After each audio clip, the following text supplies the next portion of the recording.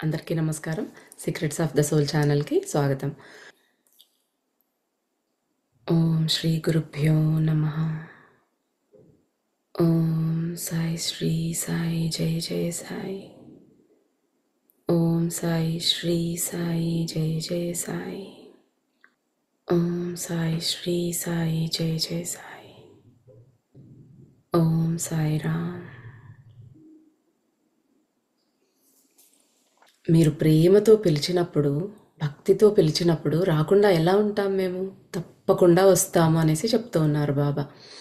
ఇంకా మనకి కర్మ సిద్ధాంతం గురించి, కర్మ గురించి ఎన్నో చెప్పారు. ఆ కర్మని ఎలా తొలగించుకోవాలి, కర్మ ఇంకా తప్పదు, అనుభవించాల్సిందే అనుకుంటాం. కానీ బాబా దాన్ని తగ్గించుకోవటానికి, తొలగించుకోవటానికి మనకు మార్గాలు సూచిస్తూ ఉన్నారు. ధ్యానం గురించి, శ్వాస గురించి, మనం తీసుకునే ఆ శ్వాస, గాలి, ఆక్సిజన్ ప్రాణశక్తిగా మారుతోంది, ప్రాణంగా మారుతోంది. అసలు ఆ ప్రాణం అంటే ఏంటి? నువ్వే నా పంచ ప్రాణాలు, నువ్వు నా ప్రాణం అంటాము, లేదా ప్రాణం పోయింది అంటాము, ప్రాణం విలవిల్లాడిపోయింది అంటాము. ఎన్నో ఎక్స్ప్రెషన్స్లో మనం ఆ ప్రాణం అనే దాన్ని యూజ్ చేస్తూ ఉంటాం.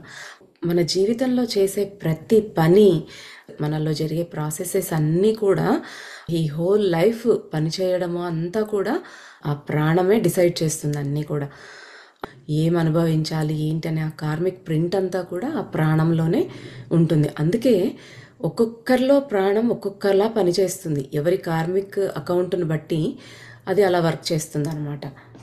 ఈ ప్రాణం గురించి చెప్పుకోవాలి అంటే మనకు కొంచెం ప్రాణమయ కోశం గురించి, మనలో రకరకాల శరీరాలు ఉన్నాయి. అన్నమయ కోశం, ప్రాణమయ కోశము, ఇలా కోశాలు ఉన్నాయని చెప్పుకున్నాం కదా. సో ప్రాణమయ కోశం గురించి చెప్పుకున్నప్పుడు అది వైటల్ ఎనర్జీ, మనల్ని ముందుకు నడిపించే ఎనర్జీ అన్నమాట. శాసిస్తుంది మనల్ని. ఇది 5 రకాలుగా మన శరీరంలో వ్యక్తమవుతూ ఉంటుంది. దాన్నే మనం పంచప్రాణాలు, పంచవాయువులు ఇలాగా చెప్పుకుంటూ ఉంటాం. ఒక్క ప్రాణమే ఏంటో ఇప్పుడిప్పుడే తెలుసుకుంటున్నాం. పంచప్రాణాలు ఏంట్రా అనుకుంటే, ఆ పంచవాయువులు ఏవి అంటే ఉదాన, ప్రాణ, సమాన, అపాన, వ్యాన. ఇంకా మనకు 4 వాయువులు, అవి ఇంకా వేరే రకంగా కూడా వ్యక్తమవుతాయి. బట్ ఫస్ట్ మనం ఇక్కడ దాకా తెలుసుకుందాం. ఈ 5 వాయువులు శరీరంలో కొన్ని యాక్టివిటీస్, కొన్ని ప్రాసెసెస్ జరగటంలో ఇవి ఇన్ఛార్జ్గా వ్యవహరిస్తూ ఉంటాయి అన్నమాట.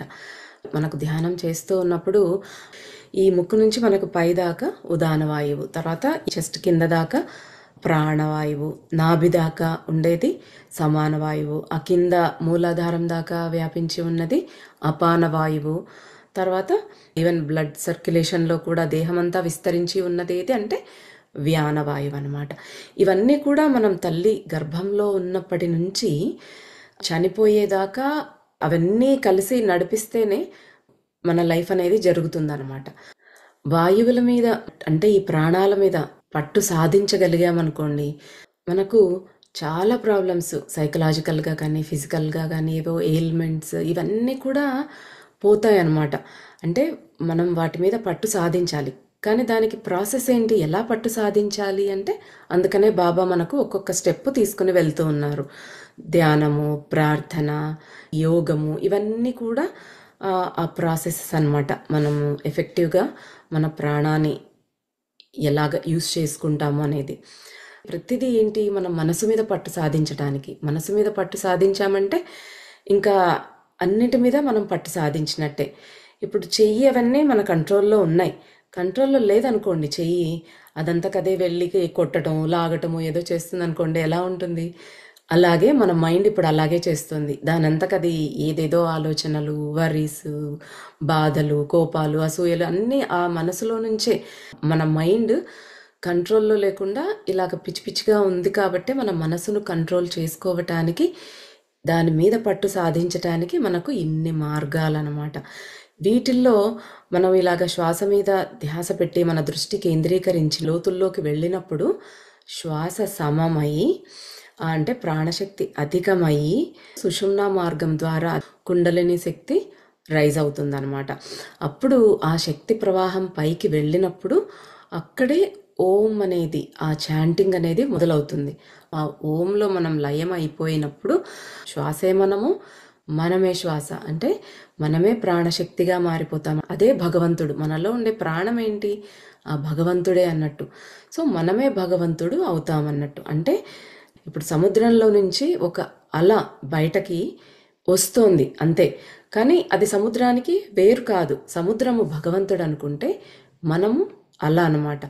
అది ఆ కొద్దిసేపు తనను తాను సొంతంగా వ్యక్తీకరించుకోవాలి, తనను తాను సొంతంగా మేనిఫెస్ట్ చేసుకోవాలి అన్నట్టుగా సపరేట్ అవుతుంది ఆ ఒక్క నిమిషం. తర్వాత మళ్ళీ కలిసిపోతుంది. అలాగే మనం కూడా భగవంతుడిలో నుంచి వచ్చాము మనము తెలుసుకోవటానికి, కాస్త మళ్ళీ తెలుసుకుని భగవంతుడిలోకి కలిసిపోవాలి. ఆ కొద్ది టైము మనం వేరు భగవంతుడు వేరు అనేసి అనుకుంటున్నాం, కానీ సముద్రము అలా వేరు కాదు, మనము భగవంతుడు వేరు కాదు అనేది మనం ఈ శ్వాస ప్రక్రియలు వీటి ద్వారా డీపర్ లెవెల్స్లోకి వెళ్ళినప్పుడు ఆ భగవంతుడే మనం ఆయనతో వేరు కాదు, ఆయనే మనలో ఉన్నాడు, మనం ఆయనలో ఉన్నామనే భావన మనము ఫీల్ అవ్వగలుగుతామన్నమాట. ఇంకా తర్వాత రుద్ర ఏమడుగుతూ ఉన్నాడు?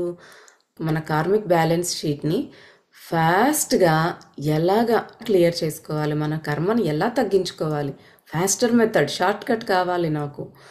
సో అప్పుడు మనకు బాబా ఏం చెప్పారు? ధ్యానము ప్రార్థనల గురించి చెప్పారు. అప్పుడు ఫస్ట్ రూల్ ఏంటి ప్రార్థనలో? మనకే అన్నీ తెలుసు కాదు, ఆ భగవంతుడికి అన్నీ తెలుసు, ఆయన మీద వదిలేయాలి. He knows everything. సరే, ఒకవేళ కోరుకున్నా రిజల్ట్ ఎక్స్పెక్ట్ చేయొద్దు. తల్లి బిడ్డని ఎలా చూసుకుంటుంది? చిన్నగా ఉన్నప్పుడు బిడ్డ తనకి ఏం కావాలో, ఏ టైంకి పాలు పట్టాలో, ఏ టైంకి ఫుడ్ తినిపించాలి, ఏ టైంకి స్నానం చేయించాలి, ఏ టైంకి పడుకోబెట్టాలి, ఇవన్నీ కూడా ఆ తల్లికి ఎంత బాగా తెలుసో, ఆ బిడ్డ ఏం అడగకుండానే తల్లి ఎలా చేస్తుందో, అలాగే మనకు కూడా ఆ భగవంతుడు, మనం ఆయన బిడ్డలం కాబట్టి అన్నీ ఆయనే చేస్తాడు. మనం ఆయనతో వ్యాపారం చేయక్కర్లేదు. నువ్వు నాకు ఇది చేస్తే నేను ఇది ఇస్తాను అని. ఆయనకు బిజినెస్ అనేదే రాదు. ఆయనకు తెలిసిందల్లా కేవలం ప్రేమ, అంతే. ఆయన ప్రేమను మాత్రమే మనకు ఇస్తాడు. జగతః పితరౌ వందే పార్వతీ పరమేశ్వరం అంటారు కదా, అలాగా వాళ్ళకు తెలుసు మనకి ఏం కావాలో, వాళ్ళ మీద వదిలిపెట్టాలి. ఇంకా సెకండ్ నియమం ఏంటి ప్రార్థనలో? భక్తితో, ప్రేమతో, కృతజ్ఞతతో ప్రార్థించాలి. టపటపా ఇన్ని స్తోత్రాలు చదివేశాము, 2-3 గంటలు ధ్యానం చేశాం, ప్రార్థించాం, పూజ చేశామంటే ఏమీ ఉపయోగం లేదు. అందులో భక్తి లేకపోతే, అందులో ప్రేమ లేకపోతే, కృతజ్ఞత లేకపోతే ఏ రకమైన ఉపయోగము ఉండదు. కంప్లీట్గా ప్రాణం రూపంలో ఆ భగవంతుడే మనలో ఉన్నాడనమాట. ఆయన ద్వారానే మనకు అన్ని పనులు జరుగుతున్నాయి. అందుకే ఆ ప్రాణం ద్వారా అన్ని జరుగుతూ ఉన్నాయి అన్నీ అనేసి చెప్పుకున్నది. ఇక అసలు ఆ భగవంతుడిని చేరాలి అంటే మోక్ష మార్గం, భగవంతుడిలోకి వెళ్ళిపోవడం అంటే ఏంటి? ఇక మనకి జన్మ వద్దు, ఇంకా చాలు, నేర్చుకున్నది అన్నీ నేర్చేసుకున్నాం, ఇంకా చాలు బాబు, ఇంకా నేను నీలోకి కలిసిపోవాలి, ఇంకా నాకు ఈ కర్మలు వద్దు, ఏమీ వద్దు అనుకున్నప్పుడు ఆ మోక్ష మార్గములోకి వెళ్ళాలి అంటే పవిత్రత అనే వాహనం ద్వారా వెళ్ళాలి. ఎంత ప్యూర్గా తయారైపోవాలి మనం. మన మనసులో ఈ కామక్రోధ లోభ మద మాత్సర్యాలు, అంత శత్రువులు అనేవి ఏవీ లేకుండా మన హృదయం ఎప్పుడైతే ప్యూర్గా మారిపోతుందో, ఆ ప్యూర్ హార్ట్లోనే ఆయన ఆబ్వియస్గా వచ్చి వెంటనే మన దగ్గరే ఉంటాడు, మన హృదయంలోనే ఉంటాడు. ఆయన స్థానం అది, మన హృదయ స్థానం అనేది. ఆ హృదయాన్ని అందుకే ఎప్పుడు పవిత్రంగా ఉంచుకోవాలన్నమాట. ఇక ఆ పవిత్రత అనే వాహనానికి చక్రాలేంటి? ధ్యానం, ప్రార్థన, దానము, విధి. మామూలుగా ఏం చెప్తారు? మన సంపాదనలో ఒక 10% దాన ధర్మాలకు వినియోగించాలి అనేసి చెప్తారు. బాబా మనకి 10% కూడా లేదు, దాంట్లో కూడా కన్సెషన్ ఇచ్చేశారు. 5% నీవు సంపాదించే దాంట్లో కానీ, నీకు వచ్చిన లాభంలో కానీ కేవలం 5% దాన ధర్మాలకి వినియోగించు. లేని వాళ్ళకి, నీకన్నా తక్కువలో ఉన్న వాళ్ళకి, తిండి లేని వాళ్ళకి, అలాంటి వాళ్ళకి ఇవ్వమని చెప్పారు బాబా. ఎవరైనా వాళ్లకు తగిన రేంజ్లో వాళ్ళు దానం చేయొచ్చు. ఆ కూలీ పని చేసుకుంటూ పూట గడవని స్త్రీ కూడా తను తినే అన్నంలో ఒక పిడికెడు గింజలు ఇవ్వటం కానీ, అలాగా వాళ్ళు ఎంత సంపాదించారో ఏం తింటున్నారో అందులో కొంత దానానికి వినియోగించవచ్చు. మనకు బాబా ఇంకేం చెప్పారు, మనము చేసే దానము ఏదో ఇవ్వాలి అన్నారు కదా, ఇచ్చేసాము ఈ పర్సంటేజ్, ఏదో సంస్థ ఉంది అక్కడ వాళ్ళకి ఇచ్చేసాము అన్నట్టుగా కాకుండా రియల్గా ఎవరికి అవసరం ఉంది, హూ ఆర్ ఇన్ నీడ్, వాళ్ళకి మనము వెతుక్కోనైనా సరే కాస్త శ్రమ పడి వాళ్లకు చూసుకొని మనం ఇవ్వగలిగితే ఆ కర్మ ఎక్కువ శుద్ధి అవుతుంది. అదే ఆల్రెడీ ఎస్టాబ్లిష్డ్ ఒక ఎన్జిఓ కానీ అలాంటి సంస్థల్లో ఇవ్వచ్చు, ఇవ్వకూడదని కాదు, కానీ వాటి వల్ల మన కర్మ శుద్ధి అనేది తక్కువ రేంజ్లో ఉంటుంది. తర్వాత ధ్యానానికి ప్రార్థనకి ఏంటి బాబా డిఫరెన్స్ అని అడిగినప్పుడు ఏం చెప్పారు బాబా, ధ్యానం అనేది తెలిమంచు అంటాము. అంటే ఆ తెలిమంచు అంటే ఆ సూర్యోదయానికి పూర్వం ప్రశాంతమైన వాతావరణం, అందరూ నిద్రపోతూ ఉంటారు, ఏ నెగిటివ్ వైబ్రేషన్స్ కూడా లేని టైం అనమాట. అది బ్రహ్మముహూర్తము అంటాము. ఆ టైంలో అంత ప్యూర్గా, సున్నితంగా, మృదువుగా క్లెన్స్ చేసేదిగా ఉంటుందన్నమాట. ఆ టైంలో ధ్యానం చేసినా, పూజ చేసినా, ఏది చేసినా ఎన్నో రెట్ల ఫలితాన్ని ఇస్తుందన్నమాట. అంత ఎనర్జీస్ ఉండే టైం. ఆ టైంని ధ్యానంతో పోల్చారు బాబా. అంటే ఆ సాధన చెయ్యాలి అంటే కాస్త డిసిప్లిన్ కావాలి, క్రమశిక్షణ అనేది మనకు కావాలి, కాస్త కష్టపడాలి. ధ్యాన స్థితిలోకి వెళ్ళినప్పుడు అంత క్లెన్జింగ్ అనేది మనలో జరిగిపోతుంది, చాలా త్వరగా శుద్ధి జరుగుతుంది అనమాట. ప్రార్థన కూడా తక్కువది ఏం కాదు, కాకపోతే ప్రార్థనని వర్షంతో పోల్చారనమాట.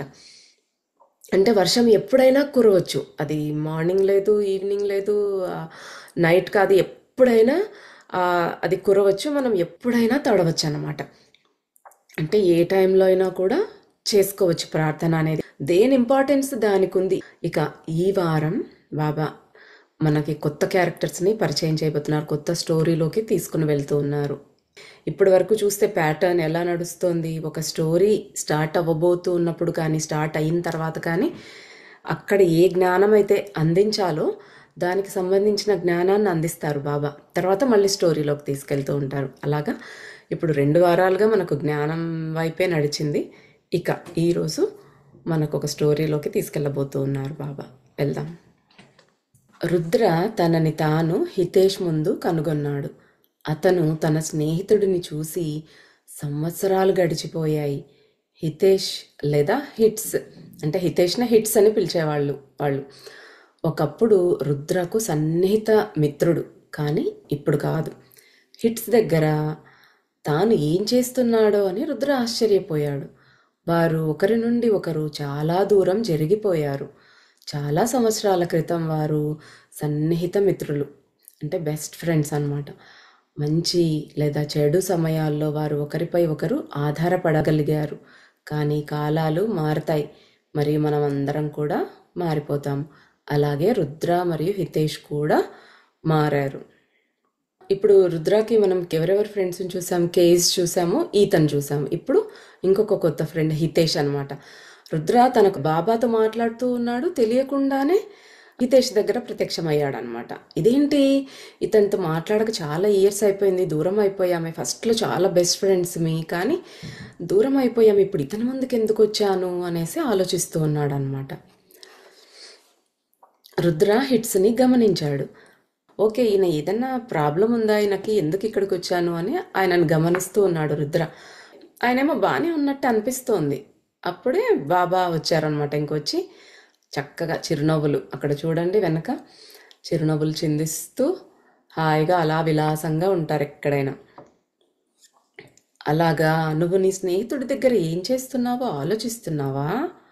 అవును, మీరిద్దరూ చాలా దూరం జరిగిపోయారు, కానీ ఒక్కసారి నాటిన స్నేహం విత్తనాలు యాస్ట్రల్ నేలలో నివసిస్తాయి, వికసిస్తూ లేదా నిద్రాణంగా ఉంటాయి, కానీ శాశ్వతంగా ఉంటాయి.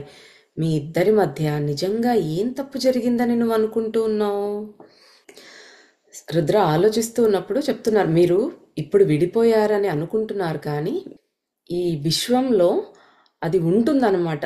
మనము దూరం అయిపోయాము ఏదో మనస్పర్ధలో, అభిప్రాయ భేదాలు వచ్చి అనుకుంటాం, కానీ వాటి యొక్క సీడ్స్ అనే బీజాలు అనేవి మాత్రం ఇంకా ఉంటాయి. సరే ఏం తప్పు జరిగిందని అనుకుంటున్నావు అంటున్నారు బాబా. రుద్ర బాబాని చూశాడు. ఆ ముసలాయనకు ఏ గొంగళి పురుగు సీతాకోక చిలుకగా మారుతుందో తెలుసు. కానీ ఆయన ఈ ఇద్దరు పిల్లల మధ్య దూరం ఏర్పడటానికి కారణమేమిటో తెలియనట్టు బాగా నటిస్తున్నాడు. బాబాకి అన్నీ తెలిసినా ఏమీ తెలియదు అన్నట్టు అమాయకంగా అడుగుతారు కదా, అలాగే. అందుకే అంటున్నాడు అనమాట రుద్ర, ఏ గొంగళి పురుగు సీతాకోక చిలుక అవుతుందో కూడా ఈయనకు తెలుసు, కానీ ఏం తెలియనట్టు అమాయకంగా అడుగుతాడు అన్నట్టు. మీకు తెలుసా బాబా, మీరు సాధారణ మనిషిలా నటించటం ఏమంత బాగా లేదు. మీకు తెలుసు మీరేం అలాగ నటించటంలో బాగా లేరు, మీకు తెలుసు కదా. కాబట్టి హిట్స్ మరియు నా మధ్య విభేదం ఏర్పడడానికి కారణమేంటో తెలియనట్టు నటించడం ఆపండి అంటున్నాడు రుద్ర. బాబా అంటున్నారు, సరే నాకు మళ్ళీ ఆ విషయాలు గుర్తు చెయ్యి.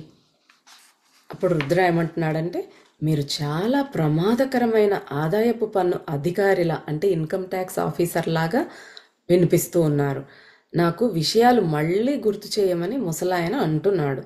సరే మళ్ళీ గుర్తు చేస్తాను. హిట్స్ మరియు నేను మంచి స్నేహితులం. మేము పేదవారికి సహాయం చేయడానికి ఒక చిన్న సామాజిక సంస్థను ప్రారంభించాము. అంటే ఒక చిన్న ఎన్జిఓ లాంటిది, ఒక చిన్న ఆర్గనైజేషన్ స్టార్ట్ చేశారనమాట పేదవాళ్ళకు సహాయం చేయడం కోసం, వాళ్ళిద్దరూ స్నేహితులుగా ఉన్నప్పుడు. మరియు తర్వాత మా పనిని జంతువులకు సహాయం చేయటానికి కూడా విస్తరించాము.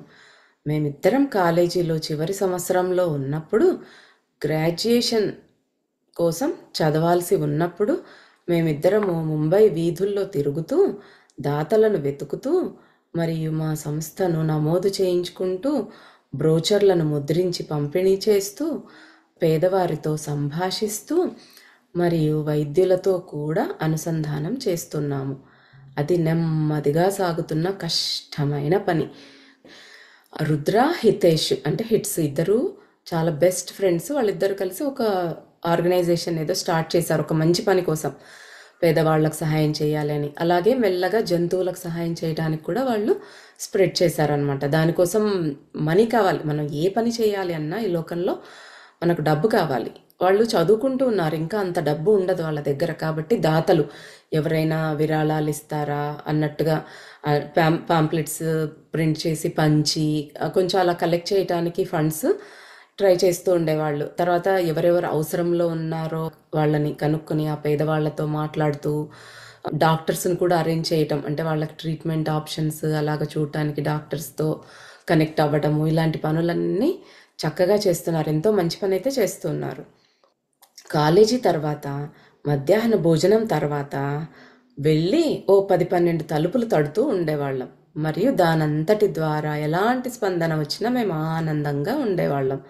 సో రోజు కాలేజ్లో లంచ్ అయిన తర్వాత వెళ్ళి డోర్స్ నాక్ చేసేవాళ్ళు అనమాట. ఒక్కొక్క ఇంటికి వెళ్ళి అడిగేవాళ్ళు వాళ్ళ పని, వాళ్ళు ఏం చెప్తున్నారో, వాళ్ళు ఏం చేస్తున్నారో చెప్పి, వాళ్ళు ఏదైనా కాస్త సహాయం చేయగలరా, డబ్బు కానీ ఏ రకంగా అయినా అనేసి అడిగేవాళ్ళు అనమాట. వాళ్ళు ఎలా స్పందించినా, అంటే వాళ్ళు కొంతమంది తిడతారు, కొంతమంది సరే ఏదో మంచి పని చేస్తున్నారులే అని ఇస్తారు, కొంతమంది ఆ కాలేజీ పిల్లలు వీళ్ళు ఏం చేస్తారు, ఏ తాగి తందనాలు ఆడటానికో తగిలేస్తారు అన్నట్టుగా తిట్టి పంపిస్తూ ఉంటారు. అలాంటివన్నీ కూడా ఎలాంటి స్పందన వచ్చినా కానీ వీళ్ళు చేసే పని మాత్రం వీళ్ళు సిన్సియర్గా చేసేవాళ్ళు అనమాట. అలా ఒకసారి బాబా మేము ఒక ఖరీదైన కార్యాలయంలోకి, అంటే ఒక ఫ్యాన్సీ ఆఫీస్ లాంటి దాంట్లోకి ప్రవేశించాము. మరింత ఖరీదైన క్యాబిన్లోకి వెళ్ళాము. లోపల మరింత ఖరీదైన వ్యక్తి, చాలా హుందాగా చక్కగా డ్రెస్అప్ అయి ఉన్న ఒక వ్యక్తి కృత్రిమమైన యాసతో మాట్లాడుతూ కూర్చుని ఉన్నాడు. హిట్స్ మరియు నేను మా నవ్వును చాలా అదుపులో పెట్టుకోవాల్సి వచ్చింది. ఇప్పుడు కొంతమంది ఉంటారు, వాళ్ళు ఇక్కడున్న వాళ్ళ సంగతే చూసుకుంటే తెలుగు మాట్లాడే వాళ్ళైనా కూడా యుఎస్కి వచ్చి కొద్ది రోజులైన తర్వాత వాళ్ళు ఇంకా ఏదో తెలుగు మర్చిపోయినట్టు వాళ్ళ ఆ తెలుగుని కూడా ఇంగ్లీష్ యాక్సెంట్ లాగా మాట్లాడుతూ వంకర టింకరగా వాటిని కుదిస్తూ మాట్లాడుతూ ఉంటారు అనమాట. వాళ్ళని చూస్తే నవ్వొచ్చేస్తుంటుంది. ఇక్కడ కూడా అలాంటి వ్యక్తి తన రాకపోయినా కూడా ఆ యాక్సెంట్ని కొంచెం అన్యాచురల్గా అనిపిస్తుంది. అలా ట్రై చేస్తూ ఉన్నాడు అనమాట. అలా మాట్లాడుతూ ఉంటే వీళ్ళిద్దరూ నవ్వేస్తున్నారు అనమాట, నవ్వొచ్చేస్తుంది వాళ్ళకి. కానీ బాగుండదు కాబట్టి కంట్రోల్ చేసుకుంటూ ఉన్నారు. ఆ వ్యక్తి ఎంత ఎక్కువగా మాట్లాడాడో మేము మా పెదవులను మరింత గట్టిగా నొక్కుకోవాల్సి వచ్చింది. అంటే trying to control their laughter అనమాట. ఆయన మాట్లాడే కొద్దీ వీళ్ళు ఇంకా నవ్వు ఆపుకోలేక అల్లాడుతూ ఉన్నారు. ఆ వ్యక్తి తన అహంకారంలో మరియు తన యాస ధ్వనిలో అంతగా మునిగిపోయాడు కాబట్టి ప్రారంభంలో ఈ ఇద్దరు యువకులు మాట్లాడడం లేదని, కేవలం వాళ్ళు లిప్స్ గట్టిగా మూసుకుని ఉన్నారని, తలలు ఊరికే ఊపుతూ ఉన్నారనేసి గమనించలేదు. అంత లీనమైపోయి ఉన్నాడు ఆయన మాట్లాడడంలో. సో వీళ్ళు నవ్వుకుంటున్నారు అంటే మాట్లాడకుండా తలూపుతున్నారు, నవ్వును ఆపుకుంటున్నారు బలవంతంగా అనేది ఆయన గమనించలేదన్నమాట. తనంతకు తాను మాట్లాడుకుంటూ వెళ్ళిపోతూ ఉన్నాడు. అప్పుడు మొదలైంది. మొదట హిట్స్ కిసకిస నవ్వాడు, తర్వాత నేను. అతను మరింత నవ్వాడు, నేను అనుసరించాను. తర్వాత ఆ మూర్ఖుడు తన కడుపు పట్టుకుని పగలబడి నవ్వాడు. నేను ఇక నన్ను నియంత్రించుకోలేకపోయాను. 2-3 నిమిషాల తర్వాత మేము ఆ క్యాబిన్ మరియు కార్యాలయం నుంచి బయటకు నడిచాము. మా కళ్ళల్లో నుండి కన్నీళ్లు కారిపోతూ ఉన్నాయి మరియు దాదాపు 10 నిమిషాలు మేము కేవలం మా పొట్టలు పట్టుకుని నవ్వుతూనే ఉన్నాము. కాసేపు కంట్రోల్ చేసుకోగలిగారు, కానీ ఆ తర్వాత ఇంకా హిట్స్ ఒక్కసారి బర్స్ట్ అయ్యాడనమాట ఆ లాఫ్. ఇంకా ఈయన కూడా కంట్రోల్ చేసుకోలేక రుద్ర ఇద్దరు కలిసి బయటకు వచ్చేసి విపరీతంగా నవ్వుకున్నారనమాట అతని యాక్సెంటు, ఆ భాష చూస్తూ. బాబా చెప్తున్నారు, నాకు తెలుసు బేటా, మేమందరం కూడా బాగా నవ్వుకున్నాము మరియు మిమ్మల్ని ఇద్దరిని అంత బహిరంగంగా మరియు అంత అమాయకంగా నవ్వటం చూడటం మా చెవులకు సంగీతంలా ఉంది. ఆత్మస్థాయిలో మేము మంచి నవ్వును చాలా ఇష్టపడతాము. We love a good laugh అన్నమాట. ఒకరిని కించపరిచేలాగా కాకుండా మంచిగా ప్యూర్గా ఉండే, మనస్ఫూర్తిగా ఉండే నవ్వు అనమాట. వీళ్ళు అలాగా మనస్ఫూర్తిగా ఇద్దరు నవ్వుకుంటూ ఉంటే బాబా వాళ్ళు కూడా చాలా హ్యాపీగా ఫీల్ అయ్యారనమాట. ఓ బాబా, అప్పుడు మీరు నా చుట్టూ ఉంటే ఎంత బాగుండేదో. రుద్ర ట్యూబ్ లైట్లా ఉన్నాడు. అక్కడ బాబా ఏం చెప్తున్నాడు, మీరు నవ్వుతూ ఉంటే మేము కూడా ఎంజాయ్ చేసాము అన్నాడు. ఇక్కడ రుద్ర ఏమంటున్నాడు, మీరు అప్పుడు ఉంటే బాగుండేది అంటున్నాడు. బాబా అక్కడ ఉన్నారు కదా, అందుకే నవ్వుతూ వాళ్ళు హ్యాపీగా ఫీల్ అయ్యామని చెప్తున్నారు. ఈయనకి ఇంకా వెలగలేదనమాట. బాబా చిరునవ్వు చిందించారు. నేను ఎప్పుడు ఉన్నాను, మరి ఎప్పుడు ఉంటాను నాయనా. మరియు అప్పుడు కూడా నువ్వు ప్రార్థించావు మరియు నాతో మాట్లాడావు, కాబట్టి నేను నీతో ఎలా ఉండకుండా ఉంటాను. మనము ఇప్పుడు తలుచుకున్నా కూడా బాబా మనతోనే ఉంటాడు. అలాగా రుద్ర అప్పుడు ఆయన, నువ్వు నన్ను తలుచుకున్నావు, నాతో మాట్లాడావు, మరి నేను అక్కడ రాకుండా అక్కడ ఉండకుండా ఎలా ఉంటాను, నేనున్నాను అక్కడే అనేసి చెప్తున్నారు బాబా. ఎవరైతే తమ గురువును నిజమైన విశ్వాసంతో మరియు ఆర్ద్రతతో మరియు నమ్మకంతో పిలుస్తారో స్వర్గాలైనా స్పందించాల్సిందే. ఇందాకే చెప్పుకున్నాం కదా, అది తప్పనిసరి. ఇది మాకు తప్పనిసరి. పిలిచే వారికి సహాయం చేయటానికి మేము ఎదురు చూస్తున్నాము. ప్రతి ఒక్కరూ వెలుగు వైపు, సృష్టికర్త వైపు, మూల చైతన్యం వైపు కదలడానికి మరియు చివరికి మూలంతో ఐక్యం కావడానికి సహాయపడాలని మేము కోరుకుంటున్నాము. మొత్తం ఆత్మస్థాయి యొక్క ఏకైక లక్ష్యం ప్రతి ఒక్కరూ ఆధ్యాత్మిక మెట్లపై మరింత పైకి ఉన్నత ఆధ్యాత్మిక పరిమాణాల్లోకి, హయ్యర్ స్పిరిచువల్ డైమెన్షన్స్లోకి కదలటానికి, లైట్ వర్కర్గా మారటానికి మరియు తర్వాత స్వయంగా వెలుగుగా మారిపోవటానికి సహాయపడటం. అదే ఉనికి యొక్క ఏకైక ఉద్దేశం, స్వయంగా ఉనికిగా మారటం. ధ్యానం యొక్క ఏకైక ఉద్దేశం ద్వైతాన్ని అంటే ద్వంద్వత్వాన్ని తొలగించటం. ధ్యానం చేసేవారి మరియు ఎవరిపై ధ్యానం చేస్తున్నారో వారి మధ్య ద్వైతాన్ని తొలగించటం. బాబా ఇక్కడ మళ్ళీ మనకి మేక్ షూర్ చేసి చెప్తున్నారు, మీరు పిలిస్తే, ఆర్ద్రంగా ప్రేమతో పిలిస్తే ఎవరైనా స్పందించాల్సిందే. ఆ స్వర్గమైనా సరే వచ్చి మీ ముందు నిలబడాల్సిందే, మీ ప్రార్థన అలా ఉండాలి. మనం ఒక్కోసారి ఫీల్ అవుతూ ఉంటాం, చాలా గాఢమైన ప్రార్థనలో ఉన్నప్పుడు ఆ భగవంతుడు వచ్చి టచ్ చేస్తున్నట్టుగా మనల్ని, మన పక్కనే ఉన్నాడు అన్నట్టుగా ఫీల్ అవుతూ ఉంటాం. ఆయన మన తల మీద పెట్టి ఆశీర్వదిస్తున్నట్టు చేయాలాగా.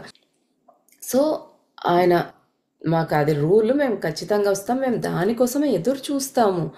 మీరు ఎప్పుడెప్పుడు పిలుస్తారా, మేము రావాలా అని ఎదురు చూస్తూ ఉంటాము. మిమ్మల్ని అందరినీ ముందుకు ఆధ్యాత్మిక మార్గంలో పైకి పైకి మెట్లు ఇంకా పైకి ఎక్కించటానికే మేము ఉన్నాము అనేసి చెప్తూ ఉన్నారనమాట బాబా.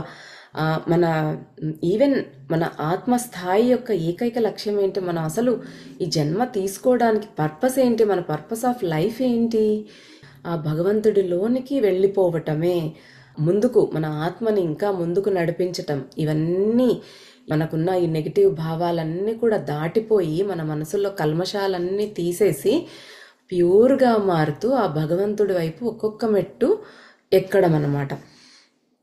అంటే నెక్స్ట్ డైమెన్షన్స్లోకి, స్పిరిచువల్ డైమెన్షన్స్లోకి మనం కదలటానికి వీళ్ళు హెల్ప్ చేస్తారు మనకి. మనం ఎప్పుడు సహాయం అడిగినా వాళ్ళు వెంటనే వచ్చి మనకు హెల్ప్ చేయడానికి సిద్ధంగా ఉంటారు. మనమే వాళ్ళని పిలవమన్నమాట. ఉనికి యొక్క ఏకైక ఉద్దేశం, మన ఎగ్జిస్టెన్స్ యొక్క మెయిన్ పర్పస్ అదే అన్నమాట. స్వయంగా ఆ భగవంతుడిగా, ఉనికిగా మారిపోవడం అన్నమాట. తర్వాత ద్వైతాన్ని తొలగించటం, అంటే ద్వంద్వత్వాల్ని, మనకి ఎప్పుడు ఉంది లేదు, అవును కాదు, సుఖం దుఃఖం, నవ్వు ఏడుపు, ఇలాగా ఆ ద్వంద్వత్వాలు ఏవైతే ఉన్నాయో వాటిల్లో నుంచి బయటకు రావాలన్నమాట. అందుకనే మనము ధ్యానం చేసేటప్పుడు ఆ భగవంతుడినో గురువునో ఇన్వోక్ చేసుకుంటాం, అంటే ఇన్వైట్ చేసుకుంటాం అనమాట. అంటే వారి శక్తిని మనలోకి ఆహ్వానించుకుంటాం. మనం ఇప్పుడు సెషన్ స్టార్ట్ చేసేటప్పుడు కూడా ఆయనని ఆహ్వానించుకుంటాం. అప్పుడు ఆయన మన దగ్గరే ఉండి ఏది అవసరమో అది పలికిస్తాడనమాట. అలాగా మనం ఆయనని పిలుచుకుని, లేదా మన గురువును కానీ, మనకిష్ట దైవాన్ని కానీ, మన గురు పరంపరలో ఎవరంటే మనకి ఎవరి మీదైతే నమ్మకమో అలాగా వాళ్ళని మనం పిలుచుకొని ఆ ధ్యానంలోనికి వెళ్ళినప్పుడు, ధ్యానం అనేది ఆ ఎనర్జీస్ డిఫరెంట్గా ఉంటాయి. చాలా చక్కగా ధ్యానం కుదురుతుందన్నమాట ఆ ప్రార్థన చేసినప్పుడు. అప్పుడు మనం త్వరగా ధ్యాన స్థితిలోకి వెళ్ళిపోతాం, ప్రశాంతమైన స్థితిలోనికి వెళ్ళి నిర్మలమైన స్థితిలోనికి వెళ్తామన్నమాట. అప్పుడు ఆ ఏకత్వ భావనని మనం చాలా ఫాస్ట్గా అనుభూతి చెందగలుగుతాం. అప్పుడు ఏమవుతుంది అంటున్నారు బాబా, ధ్యానం చేసేవారే మరియు ఎవరిపై ధ్యానం చేస్తున్నారో వారి మధ్య ద్వైతాన్ని తొలగించటం. అంటే మనం ధ్యానం చేస్తున్నాం, ఎవరిని ధ్యానిస్తున్నాము, ఆ భగవంతుడిపై మనం ధ్యానం చేస్తున్నప్పుడు వారి మధ్య ద్వైతాన్ని తొలగించడం. అంటే నేను వేరు, భగవంతుడు వేరు అనేది కాదు, మీ ఇద్దరూ ఒక్కటే అనే అనుభూతి ఎప్పుడొస్తుంది మనకు, అంత డీప్గా ధ్యానంలోనికి వెళ్ళి శివశక్తి సమ్మేళనం జరిగి ఏకత్వ స్థితి రావడం అని చెప్పుకున్నాం కదా. ఆ ఏకత్వ స్థితి అంటే ధ్యానం చేసేవారు ఎవరి మీద ధ్యానం చేస్తున్నారో వారి మధ్య భేదం అనేది తొలగిపోవడం, ఆ ద్వైతాన్ని తొలగిపోవడం అన్నమాట. మెయిన్ అది రావటానికి వీళ్ళు హెల్ప్ చేస్తారు. అందుకే వాళ్ళ ఎనర్జీస్ని మనం ఇన్వైట్ చేసుకుంటాం అన్నమాట. వాస్తవానికి శిష్యుడు మరియు గురువు ఒక్కటే, అదే వాస్తవం. అక్కడే ప్రయాణం ముగుస్తుంది, అన్వేషణ పూర్తవుతుంది. అదే ఏకైక సత్యం, తెలుసుకోవడానికి అర్హమైన ఏకైక సత్యం. శిష్యుడికి మరియు గురువుకి మధ్య ఎలాంటి భేదము లేదు. నడవటానికి అర్హమైన ఏకైక మార్గం మరియు తెలుసుకోవటానికి అర్హమైన ఏకైక సత్యం ఏమిటంటే చివరికి అందరూ ఒక్కటే. ఈ మొత్తం ప్రయాణం మరియు అసంఖ్యాక జన్మలు మరియు పునర్జన్మలు ఈ ఏకత్వం మరియు ఐక్యతా స్థితిని చేరుకోవటానికి మరియు ద్వైత స్థితిని తొలగించటానికి ఒక మాధ్యమం, ఒక క్యాన్వాస్. అంటే మనం ఇన్ని జన్మలు తీసుకుంటూ ఉన్నాము, పశు ప్రవృత్తిలో నుంచి కొంచెం కొంచెంగా జ్ఞానం తెలుసుకుంటూ ఒకటొక్కటే నేర్చుకుంటూ ముందుకు కదులుతూ ఆ భగవంతుడి వైపు ఒక్కొక్క అడుగు వేస్తూ ఉన్నాం. ఇన్ని జన్మలు, పునర్జన్మలు, మళ్ళీ మళ్ళీ పుట్టడాలు, ఇవన్నీ దేనికి అంటే ఇదంతా ఏం తెలుసుకోవటానికి, ఆ దైవము ఆయన మనము ఒక్కటే. ఆ భావన మనము చెప్పాం, ఒక అలా సపరేట్గా కాస్త నేను సపరేట్ అన్నట్టుగా తనను తాను తెలుసుకోవటానికి అలా సపరేట్ అవుతుంది, కానీ మళ్ళీ సముద్రంలోకే వెళ్తుంది. అలాగే మనం మనల్ని అలా వ్యక్తీకరించుకున్నాం సపరేట్గా భగవంతుడి నుంచి. ఇంకా అలా అనుకొని ఏమనుకుంటున్నాం, ఇంకా నేను సపరేట్, నేను నేను అలానే అని అలా ఎలా అనుకుంటుందో నేను సముద్రంకి సంబంధం లేదు అన్నట్టుగా మనం అలా అలా తయారయ్యామన్నమాట. మనము ఒక సెపరేషన్ అనేది మనకు మనమే చేసేసుకున్నాం ఆ భగవంతుడి నుంచి. కానీ అది సెపరేట్ కాదు, ఆయన మనము ఒక్కరే అని తెలుసుకోవటానికి మనకి ఇన్ని జన్మలు పడుతోంది. ఆ వ్యక్తీకరించుకొని ఆ అల సముద్రంలోకి రావటానికి, అంటే మనం వ్యక్తీకరించుకుంటాం, అక్కడే ఆగిపోతున్నాం, ముందుకు వెళ్ళట్లేదు మళ్ళీ భగవంతుడి లోపలికి కలవటానికి. ఆ కలవటానికే ఇన్నిన్ని జన్మలు తీసుకుంటూ ఒక్కొక్క మెట్టే ఎక్కుతూ తెలుసుకుంటూ జ్ఞానం నేర్చుకుంటూ ఇలాగా వెళ్తూ ఉన్నామన్నమాట. హనుమాన్ శ్రీరాముడితో చెప్పినట్టు, మానవలోకంలో మీరు నా ప్రభు, నా లార్డ్, మీరు నా గురువు, కానీ ఆత్మస్థాయిలో నా ప్రభువు మరియు నేను ఒక్కటే. అటువంటి లోతైన మరియు ఇంకా సరళమైన సత్య సందేశం మనమందరం నిజంగా ఒక్కటే. ఇప్పుడు భౌతిక ప్రపంచంలో హనుమాన్ ఉన్నప్పుడు, రామచంద్రుడు ఈ అవతారం తీసుకున్నప్పుడు, రాముడు హనుమంతుడి గురువు, రాముడికి దాసుడు అన్నట్టుగా హనుమంతుడు ఉండేవాడు. కానీ ఆత్మలోకంలో ఆయన రాముడు అంతా ఒక్కటే, వాళ్ళ చైతన్యం అంతా ఒక్కటే అన్నమాట. మనకు పైకి వ్యక్తీకరించడానికి, మనకు తెలపడానికి ఎలాగ ఉండాలి ఆ భక్తి అంటే. ఇప్పుడు హనుమంతుడు ఎలా ఉండేవాడు, నిస్వార్థపూరితమైన భక్తి, శుద్ధమైన భక్తి అన్నమాట ఆయనది. ప్రేమ ఎలాగా ఉన్నాడో అది మనకు నేర్పించటానికి ఇప్పుడు వాళ్ళు అలాగా తీసుకుంటారన్నమాట జన్మ. అది వాళ్ళు అంతా ఒకటే అయినా కూడా అలా సపరేట్గా వచ్చి మనకు నేర్పించి మనకు చెప్పటానికి అనమాట. బట్ వాళ్ళిద్దరూ మాత్రం ఒక్కటే అన్నట్టు. అది అత్యంత సరళమైన సందేశం అది వాళ్ళు ఇచ్చినది అనమాట. అంటే హనుమంతుడు ఎలా ఉన్నాడో మనం కూడా అలా ఉండాలి, అప్పుడు ఆయన మనము ఒక్కటే అవుతాము అనేదన్నమాట. ఇదే ధ్యానం యొక్క ఉద్దేశం. మనమందరము ఒక్కటే అని చెప్తున్నారు బాబా. మనమంతా ఒక్కటే, మనలందరిలో ఉండే ఆత్మ ఒక్కటే, కానీ డిఫరెంట్గా మనం వ్యక్తీకరించుకుంటున్నాం, అక్కడే ఉండిపోతూ ఉన్నాం. కానీ మనం అంతా ఒక్కటే. ధ్యానం యొక్క ఉద్దేశము ఈ శాశ్వత సత్యాన్ని గుర్తు చేయటం, అంతే అన్నమాట ధ్యానం యొక్క ఉద్దేశం. అంటే మనం లోపలికి వెళ్ళిన తర్వాత, మనలోనికి మనం వెళ్ళినప్పుడు మనం తెలుసుకుంటాం మనమే భగవంతుడు అనేది. ఆ సత్యాన్ని తెలుసుకోవడమే అంటే ధ్యానం గుర్తు చేస్తోంది అనమాట. మన మధ్య ఎలాంటి భేదము లేదు, మనం అందరము ఒక్కటే, ఒకే మూలం నుండి మళ్ళీ అదే మూలానికి సృష్టికర్త వైపు కదులుతూ ఉన్నాము. మనము ఈ ద్వంద్వత్వంలో ఉన్నామన్నమాట. మనము సపరేట్ అనే ఇదిలోనే, కానీ ఆ గురువు చెప్పినది మనం పాటిస్తూ, ఆయన ఏం చెప్పాడో తెలుసుకుంటూ ముందుకు వెళుతూ, ఆయన ఎలాగా చేస్తున్నారో మనం కూడా ఆచరిస్తూ, ఆయన చెప్పినవన్నీ చేస్తూ ఉన్నప్పుడు ధ్యానము ఈ ప్రక్రియల వల్ల, ఆయన యొక్క అనుగ్రహం వల్ల మన అంతఃకరణం అనేది శుద్ధ అవుతుంది. అంతఃకరణ చతుష్టయం అంటారు కదా, అంటే మనసు, బుద్ధి, చిత్తము, అహంకారము ఇవన్నీ క్లియర్ అయినప్పుడు ఆటోమేటిక్గా ఏకత్వ స్థితికి వచ్చేసి ఆ భగవంతుడు, దైవము, గురువు, నేను అన్నీ ఒక్కటే, నువ్వు ఒక్కటే, అందరిలో ఆత్మ ఒక్కటే అనేది మనము తెలుసుకోగలిగే స్థితికి చేరుకుంటామన్నమాట. ఇప్పుడు ఇవన్నీ మనం ఎంతసేపు థియరీ చదువుకుంటున్నాం, ఓ ఇలా జరుగుతుందంట అలా చేస్తే అనేది, మనం ప్రాక్టికల్గా అనుభవం చెందాలన్నమాట. సో ధ్యానము, ప్రార్థన అవన్నీ బాబా చెప్పిన విధంగా మనం చేస్తూ ప్రాక్టీస్ చేస్తూ ముందుకు వెళుతూ ఉన్నప్పుడు డెఫినెట్గా సమ్ పాయింట్ ఆఫ్ టైం మనము ఆ స్థితికి చేరుకుంటామన్నమాట. ఏది ఏమైనా నా పిల్లలు నన్ను పిలిచినప్పుడు, లేదా ప్రార్థించినప్పుడు, లేదా నా గురించి ఆలోచించినప్పుడు నేను నా పిల్లలందరితో అప్పుడు ఉన్నాను, ఇప్పుడు ఉన్నాను, మరి ఎల్లప్పుడూ ఉంటాను. సరే, హితేష్తో నీ అనుబంధం గురించి మాట్లాడుకుందాం. బాబా మళ్ళీ చెప్తున్నారనమాట, నన్ను పిలిస్తే నేను ఎప్పుడూ ఉన్నాను, అప్పుడు ఉన్నా, ఎప్పుడు ఉన్నా. సరే, ఇంకా డైవర్ట్ చేద్దాం, ఎంతసేపు ఇదే, ఇంకా స్టోరీలోకి వెళ్దాం, మనము హితేష్ గురించి మాట్లాడుకుందాం అనేసి అంటే రుద్ర అంటున్నాడు అనమాట. అవును, చాలా థ్యాంక్స్ బాబా, చాలా ధన్యవాదాలు, మీరు అలా వెళ్ళిపోతారు బాబా. చిన్న విషయానికి మీ తత్వశాస్త్రం, మీ ఫిలాసఫీ ఓపెన్ చేసి ఇంకా మొదలు పెడతారు. ఏ చిన్న మాట వస్తే చాలు అక్కడ ఇంకా ఒక బోధన మొదలు పెట్టేస్తావు, నీ ఫిలాసఫీలు చెప్పేస్తూ ఉంటావు అనేసి అంటూ ఉన్నాడు రుద్ర బాబాతో. ముసలాయన నవ్వుకున్నాడు. సరే, ఏది ఏమైనా కాలేజీ ముగిసే సమయానికి మేము ఒక రకంగా సామాజిక సంస్థను ప్రారంభించాము. మరియు కొంతమంది ప్రజలకు మరియు చాలా జంతువులకు సహాయం చేశాము. తర్వాత నిధులు మరియు స్పాన్సర్స్, సమయం, డబ్బు అన్నీ అయిపోయాయి. సో మేము ఆపేయాల్సి వచ్చింది. జీవితం అలా జరిగిపోతుంది. అంటే లైఫ్ మూవ్డ్ ఆన్ అనమాట. మేము ఎప్పుడూ ఒకరితో ఒకరు టచ్లోనే ఉన్నాం. కొద్ది రోజులు చేశారు, ఇంకా స్పాన్సర్ చేసేవాళ్ళు లేరు, డబ్బు లేదు, అన్నీ కరిగిపోయాయి. ఇంకా అయిపోయింది. అంటే కాలేజ్ ఏజ్ అయిపోయింది, ఇంకా కాస్త పెద్దగా అవుతున్నారు, నెక్స్ట్ రెస్పాన్సిబిలిటీస్కి వెళ్తున్నారు, ఇవన్నీ స్టాప్ అయిపోయాయి అన్నమాట. నేను పెళ్లి చేసుకున్నాను, పిల్లలు పుట్టారు. తర్వాత అతను పెళ్లి చేసుకున్నాడు, పిల్లవాడు పుట్టాడు.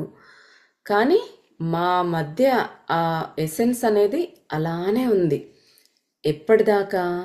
అతను మహేష్ని కలిసే వరకు.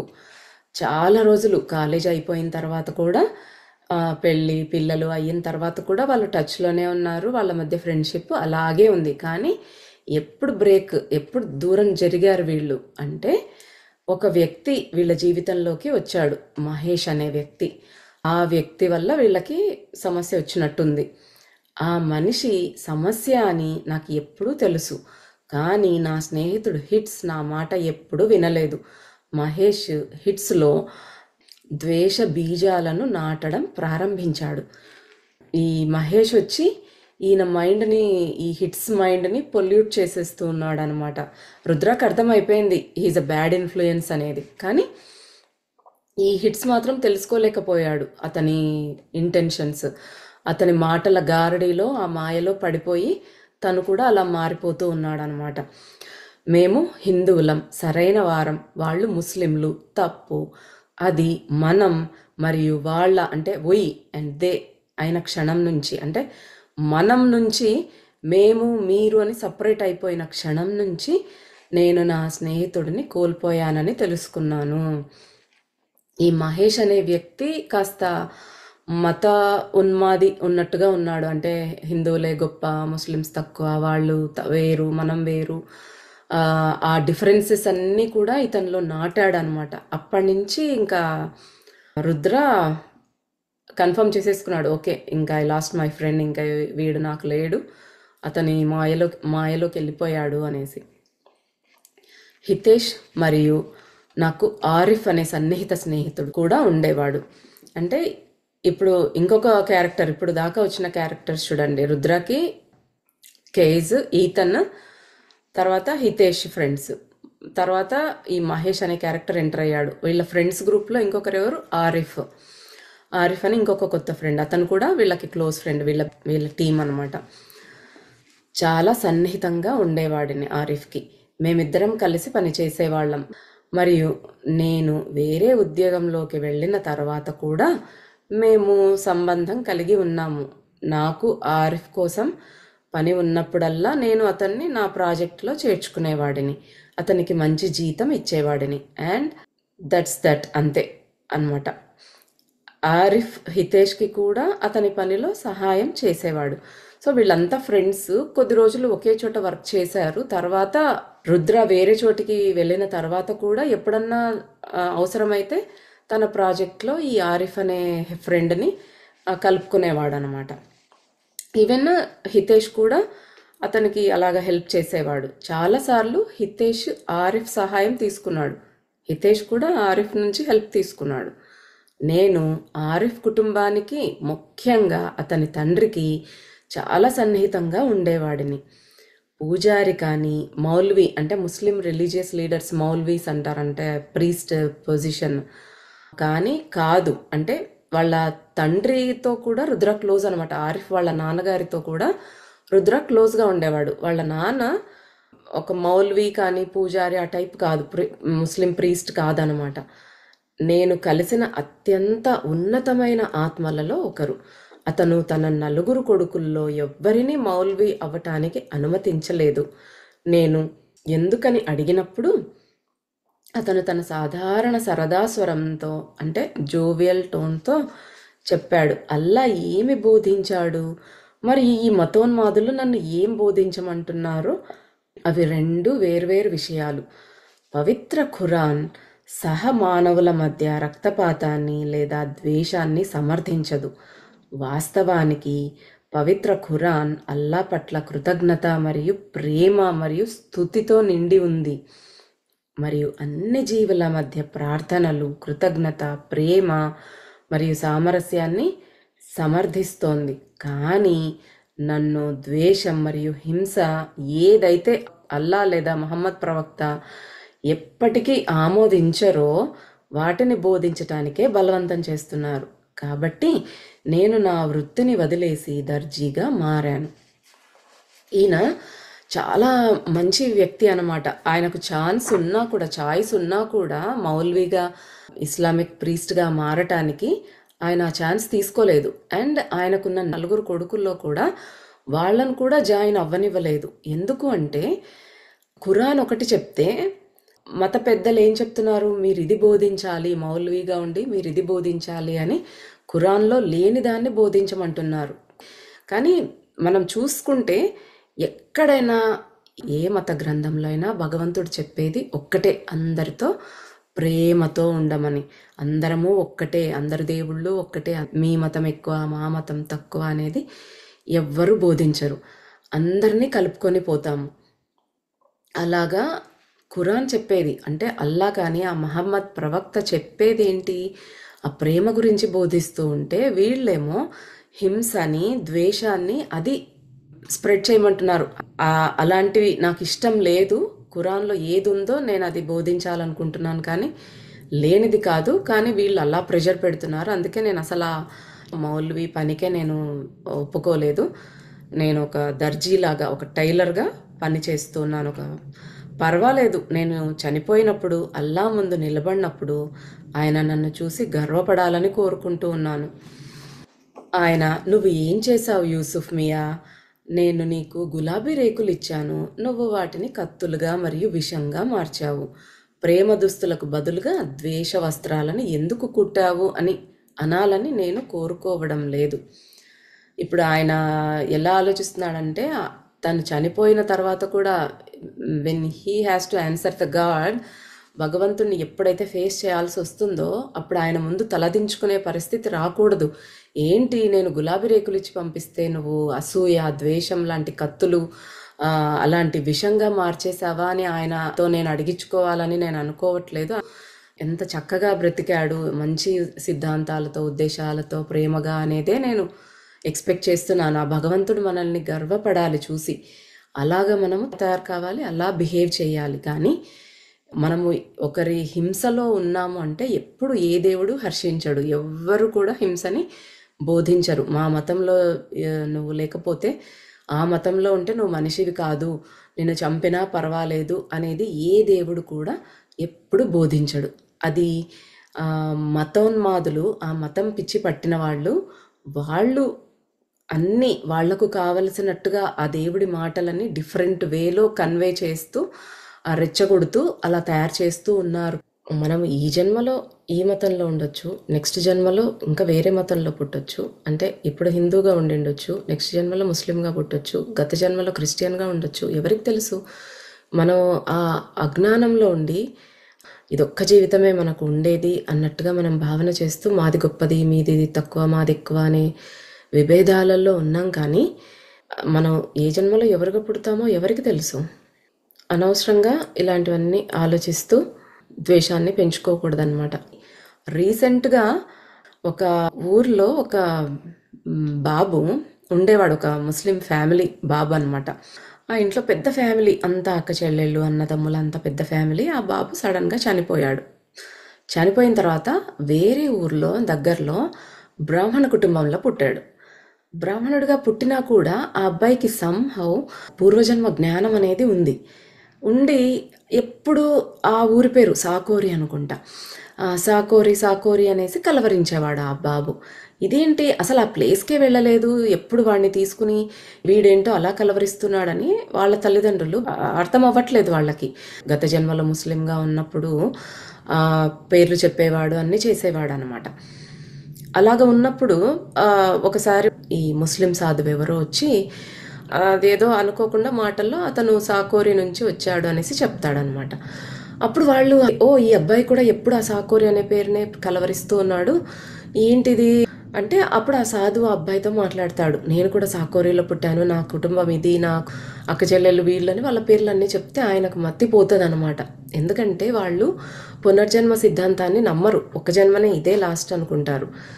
ఇదే లాస్ట్ అనుకుంటే మరి ఇక్కడ చూస్తే ఆ అబ్బాయి ముస్లిం ఫ్యామిలీలో పుట్టి ఉండి చనిపోయి హిందూ ఫ్యామిలీలో పుట్టాడు. సో అర్థం అవ్వదనమాట. సరే నువ్వు చెప్తూ ఉన్నావు కదా, వెళ్ళి చూద్దాం అక్కడ నిజంగా ఉన్నారో లేదో అంటే ఆ పిల్లవాడిని తీసుకెళ్తున్నప్పుడు ఆ అబ్బాయి దారి చూపిస్తాడు, ఆ ఊరికి ఎలా వెళ్ళాలో కూడా ఆ అబ్బాయి గైడ్ చేస్తాడనమాట. చేసి ఆ ఇంటికి తీసుకువెళ్ళగానే వెళ్ళి అందరినీ వాళ్ళ పేరున పలకరిస్తాడు. అంతా కరెక్ట్. వాళ్ళు అసలు సర్ప్రైజ్ అవుతారు, ఎలా తెలుసు ఈ అబ్బాయిని మేము ఎప్పుడు చూడలేదు అని. అంటే నెక్స్ట్ జన్మ తీసుకుని ఉన్న ఆ పూర్వజన్మ వాసనలు, ఆ గుర్తులు ఉన్నందుకు అబ్బాయి అలా చెప్పగలిగాడు అనమాట. అంటే ఇప్పుడు ఒక జన్మలో మనం హిందూ అవ్వచ్చు, ఒక జన్మలో ముస్లిం అవ్వచ్చు. మనం ఎప్పుడు ప్రతి జన్మలో అసలు మనిషిగానే పుడతామో లేదో అనే తెలియదు. ఏ కులంలో ఏ మతంలో పుడతామో ఎవరికి తెలుసు. అందుకే అసలు ఇవే పెట్టుకోకూడదు, నువ్వు హిందూ నేను ముస్లిం అనేవే పెట్టుకోకూడదు అనమాట. అందరూ ఒక్కటే, అందరి దేవుళ్ళు ఒక్కటే. భగవంతుడి దగ్గరికి వెళ్తే నేను ఆన్సర్ చేసుకోగలగాలి, నేను మంచి పనులే చేశాను, ఆయన ముందు గర్వంగా నిలబడగలగాలి, ఆయన నా గురించి గర్వపడేలాగా నేను బిహేవ్ చేయాలి ఈ జీవితంలో అన్నట్టుగా చెప్తూ ఉన్నాడు అనమాట.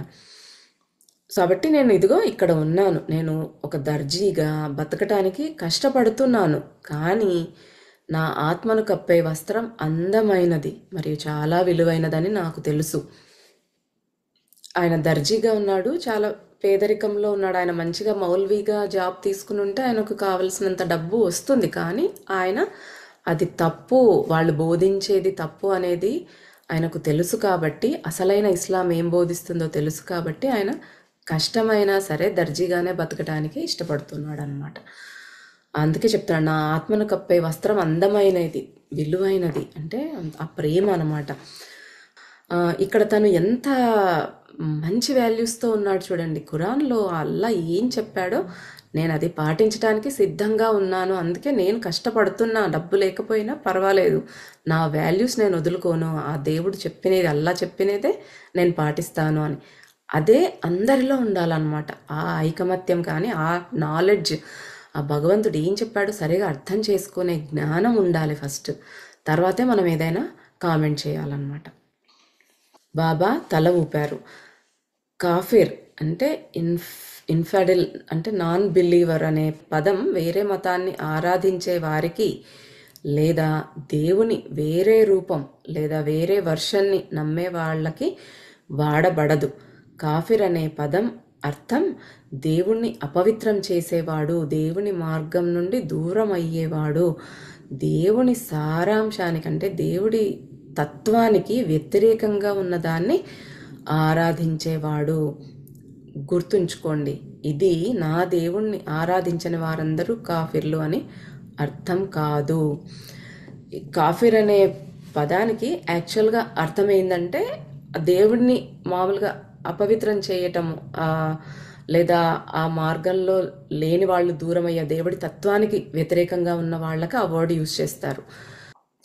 కానీ ఇప్పుడు కొంతమంది ఏం చేస్తున్నారంటే తన మతంలో లేని వాళ్ళని, అంటే తన మతం పాటించని వాళ్ళని, వాళ్ళంతా దేవుణ్ణి అపవిత్రం చేసే వాళ్ళే, వాళ్ళు బ్రతకాల్సిన అర్హత లేదు వాళ్ళకి అనే రకంగా ప్రచారం జరుగుతోంది. ఆ వర్డ్ ఒక మీనింగ్ సూచిస్తే దాన్ని అందరికీ అప్లై చేస్తూ ఉన్నారు అనేసి చెప్తూ ఉన్నారనమాట.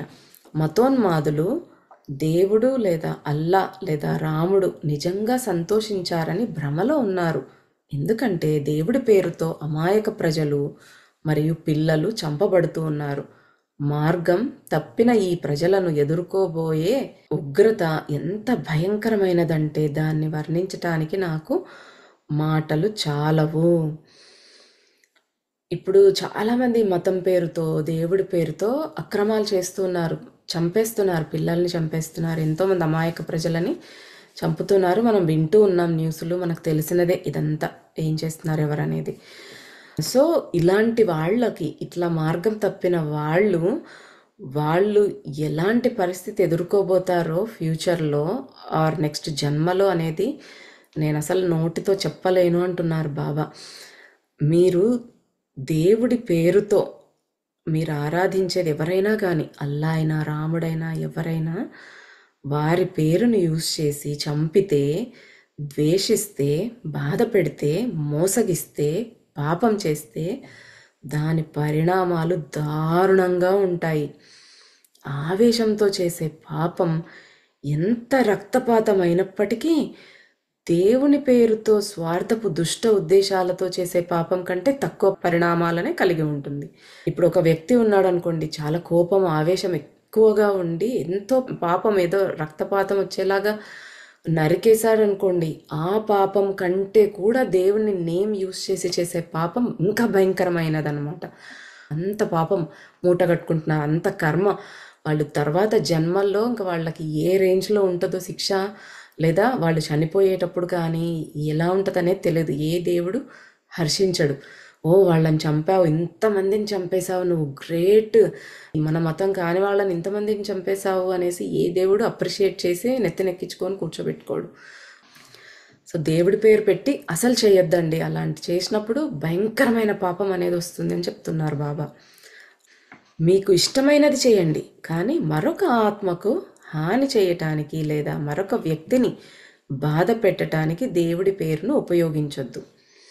సూక్ష్మ మరియు స్థూల లోకాలలో దీని పరిణామాలు నిజంగా భయంకరమైనవి. అంటే ఈ ఫిజికల్ వరల్డ్లోనే కాదు, మనం చనిపోయిన తర్వాత యాస్ట్రల్ వరల్డ్లో కూడా ఆత్మ భయంకరంగా శిక్షలు అనుభవిస్తుందన్నమాట. ఆ ఆత్మకు ఒక ప్రత్యేకమైన శరీరం ఇస్తారనమాట. చెప్తారు కదా, వైతరిణి నదిలో ముంచుకుంటూ తేల్చుకుంటూ, అంటే ఆ బ్లడ్ నదిలో ముంచుకుంటూ తేల్చుకుంటూ తీసుకుని వెళ్తారు అనేసి. ఆ ఆత్మలోకంలో, ఫిజికల్ వరల్డ్లోనే కాదు ఆత్మల లోకంలో కూడా వారికి భయంకరమైన శిక్షలు ఉంటాయి. ఇవన్నీ బాబాకు తెలుసు. ఆయన ఆస్ట్రల్ మాస్టర్, ఆయనకు తెలుసు కాబట్టి వాళ్ళు ఎలాంటి పరిస్థితులు ఎదుర్కొంటున్నాయో చెప్తూ ఉన్నారు బాబా. అవన్నీ విని మనం అంతా మారితే వెల్ అండ్ గుడ్. బాబా, నేను ఆరిఫ్ని, అతని కుటుంబాన్ని ప్రేమించాను. హితేష్ కూడా అలాగే. కానీ కాలం గడిచే కొద్దీ హితేష్ మెల్లగా మతోన్మాదిగా మారాడు. నాతో కూడా మాట్లాడటానికి ప్రయత్నించేవాడు. కానీ ఈ ద్వేషంతో, కార్మిక దుఃఖంతో నాకు ఎలాంటి సంబంధం వద్దని స్పష్టం చేశాను. ముస్లింలు అన్ని బాధలకు మూలమని, ముస్లింలు జొరాస్ట్రియనిజంలో చాలా భాగాన్ని నాశనం చేశారని కేజ్ని కూడా ఒప్పించటానికి హితేష్ ప్రయత్నించాడు. కేజ్ తలూపి సిగరెట్ వెలిగించి హితేష్తో నీ తల ఉడకబెట్టుకో అనేసి చెప్పాడు. అంటే హితేష్ మహేష్ మాటలు విని మారిపోయాడు. అంటే ముస్లిమ్స్ అందరూ బ్యాడ్, వాళ్ళు ఉండకూడదు అనే ఆ మత ద్వేషాన్ని హితేష్లో పెంచాడనమాట.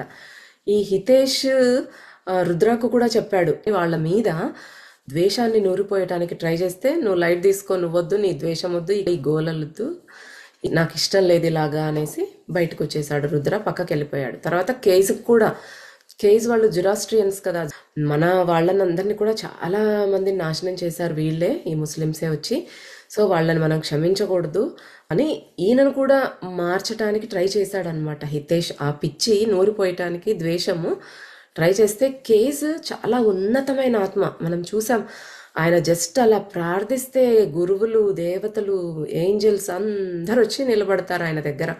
ఆయన నుంచి మంచి వెలుగు పైకి ప్రసరిస్తుంది. అంత మంచి ఉన్నతాత్మ. ఆయన అస్సలు పట్టించుకోలేదు.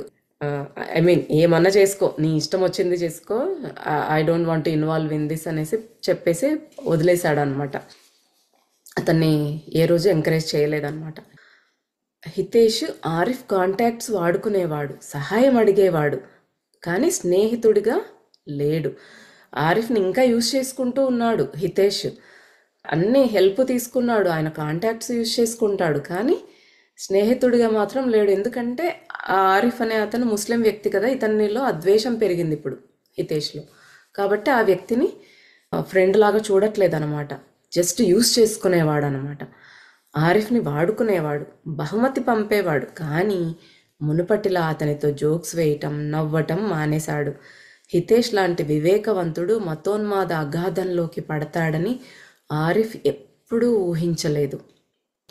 హితేష్ పెళ్లికి ముందు కాలేజీలో ఉన్నప్పుడు ఎంత సేవా కార్యక్రమాలు చేశాడు, అంత ఉన్నతమైన ఇది ఉన్నవాడు కూడా అతని బుద్ధి ఎందుకు అలాగా మారిపోయింది అనేది తెలియదు అనమాట. ఆరిఫ్ చాలా బాధపడేవాడు. ఏంటి, ఎంత మంచిగా ఉండేవాడు, ఎంత చక్కగా జోక్స్ వేసుకుంటూ నవ్వుకుంటూ ఉండేవాళ్ళం, ఎందుకు ఇలా దూరం అవుతూ ఉన్నాడు, ఈ పిచ్చేంటి, ఎంత మతోన్మాదిగా ఎలాగా మారిపోయాడు అనేసి ఇలాగ జారిపోతూ ఉన్నాడు. అంటే బుద్ధి సరిగా లేకపోతే ఇలానే ఉంటాయన్నమాట. ఆ సంస్కారం అన్నీ కూడా తుడిచిపెట్టుకుపోయాయి.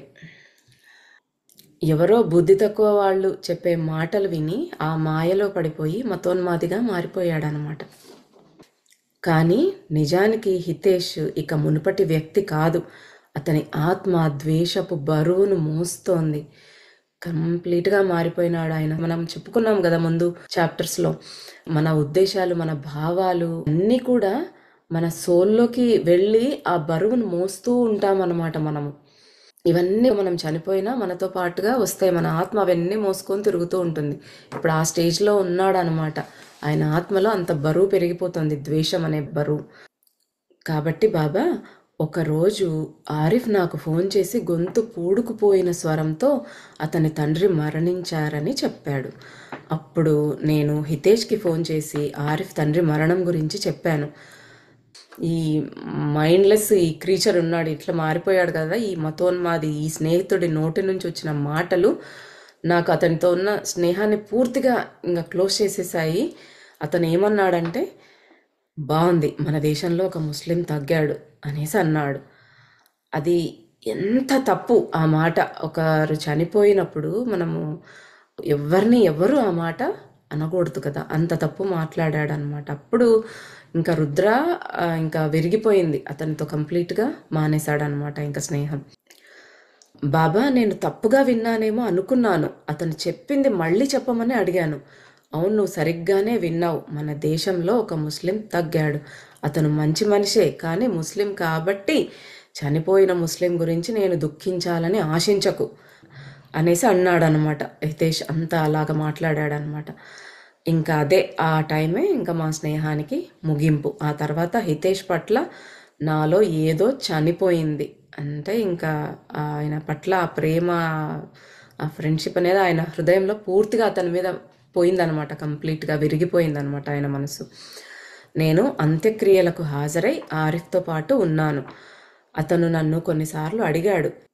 సో రుద్ర ఆరిఫ్ వాళ్ళ నాన్నగారి అంత్యక్రియలకు హాజరయ్యాడు, అతనితో పాటే ఉన్నాడనమాట. ఆరిఫ్ కొన్నిసార్లు అడిగాడు హితేష్ ఎక్కడ ఉన్నాడు అని.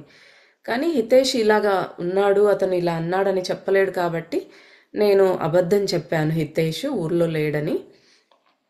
నేను ఇంకా అతను ఇలా మాట్లాడే మాటలు నేను చెప్తే అతని హృదయం ఎంత బాధపడుతుంది. ఆ టైంలో వాళ్ళ నాన్న చనిపోయి ఉన్నారు ఆల్రెడీ. అతనున్న దుఃఖంలో ఈ మాట కూడా చెప్తే అతను తట్టుకోలేడని నేను ఊర్లో లేడనేసి అబద్ధం చెప్పాను.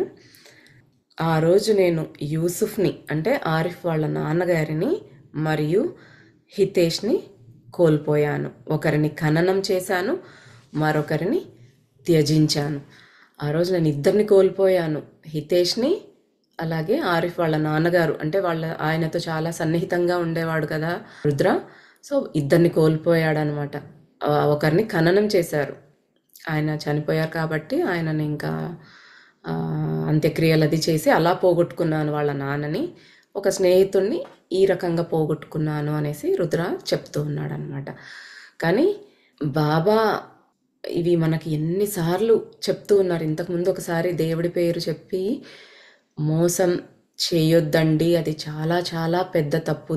మతం పేరుతో దేవుడి నేమ్ యూజ్ చేసుకొని తప్పు చేయొద్దు అనేసి ఎన్నోసార్లు చెప్పారు. అలా తప్పు చేసిన వాళ్ళకి వాళ్ళు అనుభవించే శిక్ష ఇంకా ఎవరు డిస్క్రైబ్ చేయలేరు, ఆ రేంజ్లో ఉంటుంది. కాబట్టి మనకి ఎవరైతేనేమి అందరూ దేవుళ్ళే, అందరూ గురువులు, వాళ్ళంతా మన మంచి కోసమే చెప్తారు, మన మంచే కోరుకుంటారు.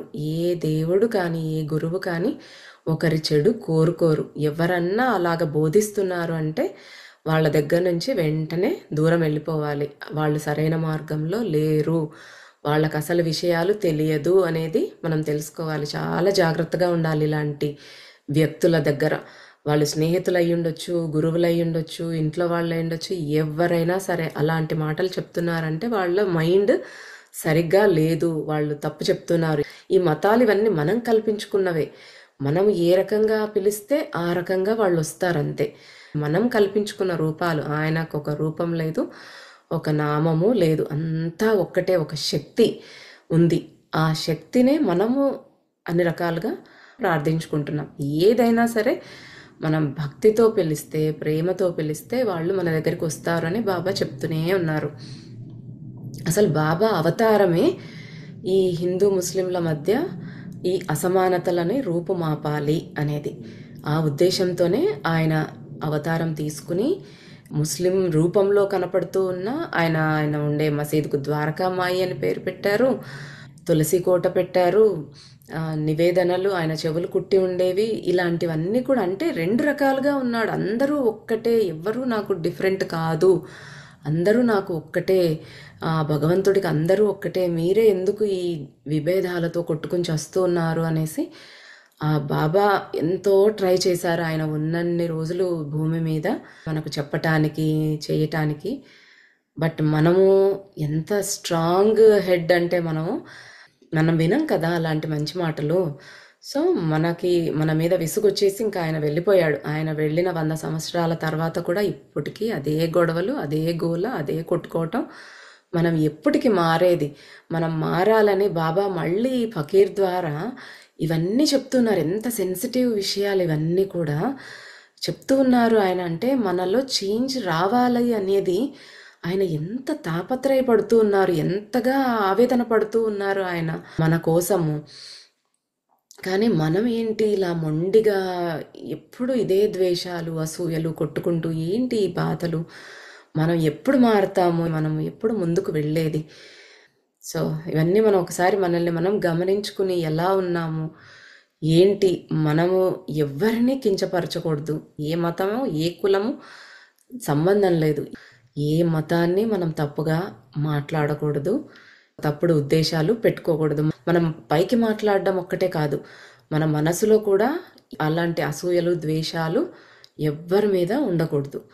అలాగనే మనం జీవించాలి. లేదు అంటే ఆలోచించేదే, మనసులో ఉన్నదే మన మాటలో వస్తుంది, మన చేతల్లోనూ కనబడుతుంది. మన మనసుని అందుకే శుద్ధి చేసుకోవటానికే బాబా ఇన్ని మార్గాలు చెప్తూ ఉన్నారు, ధ్యానము ఇవన్నీ కూడా. అప్పుడే మనం తెలుసుకోగలుగుతాం ఆ భగవంతుడు ఎవరు, అసలు ఏంటి, నాకు ఆ భగవంతుడికి ఏంటి డిఫరెన్స్, నేను ఆయన ఒకటేనా కాదా అనేది మనం తెలుసుకోవాలంటే ఈ సాధనలన్నీ చెయ్యాలి. ఊరికే నామకే వాస్తే జస్ట్ ఒక 1 అవర్ 2 అవర్స్ నేను ఒక 10 గంటలు ధ్యానం చేశాను, ఒక 2 గంటలు పూజ చేశాను, ఇవి కాదు. మనలో ఎంత మార్పు వచ్చింది, మన హృదయం ఎంత పవిత్రమైంది అనేది మనం ఫస్ట్ చూసుకోవాలి. ఎందుకంటే ఇవన్నీ భరించేది కూడా మళ్ళీ మన ఆత్మని. ఇవన్నీ ఈ భావాలన్నీ మోసుకొని వెళ్తాము, మళ్ళీ యాస్ట్రల్ వరల్డ్కి తీసుకెళ్తాము. ఆ తర్వాత మళ్ళీ జన్మ తీసుకున్నా కూడా అవే మనలో ఉంటాయి, ఆ పూర్వజన్మ సంస్కారాలుగా. అందుకే ఈ ధ్యానము, ఈ సాధనల వల్ల ఇది ఏ మతానికి సంబంధం ఏం లేదు. ధ్యానం అనేది నువ్వు ప్రార్థన అంటే నీ మతానికి సంబంధించి నువ్వు చేసుకో ప్రార్థన, నీ ప్రార్థన, బట్ ప్రేమతో చేయి, భక్తితో చేయి, అంతే. ధ్యానం దానికి ఏ మతాన్ని అంటగట్టాల్సిన అవసరం లేదు. అది ఎవరైనా సరే చేయగలిగేది. అది మనలోనికి మనం వెళ్ళేది, ఆ భగవంతుణ్ణి తెలుసుకోగలిగే మార్గం.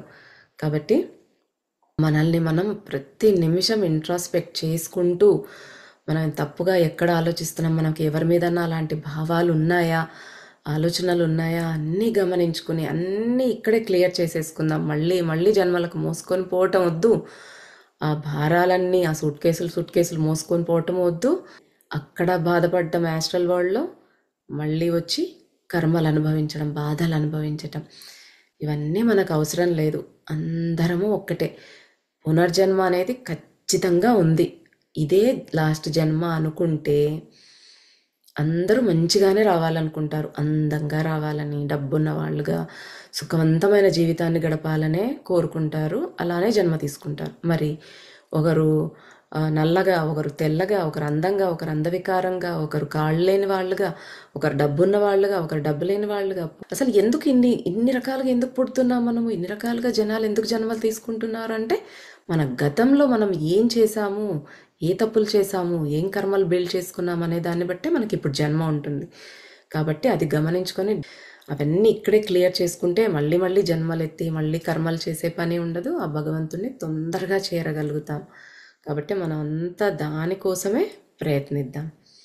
ఇంకా వచ్చే వారం ఇంకా బాబా అసలు ఏమైంది, ఎందుకు రుద్ర ఆ ప్లేస్లోకి వచ్చి ఉన్నాడు, అసలు ఆ ప్లేస్లో ఇదంతా మనకు తెలియటం కోసము స్టోరీ చెప్పారు. అసలు ఏం జరిగింది, వాళ్ళిద్దరి మధ్య ఎందుకు దూరం అయ్యారు అనేది.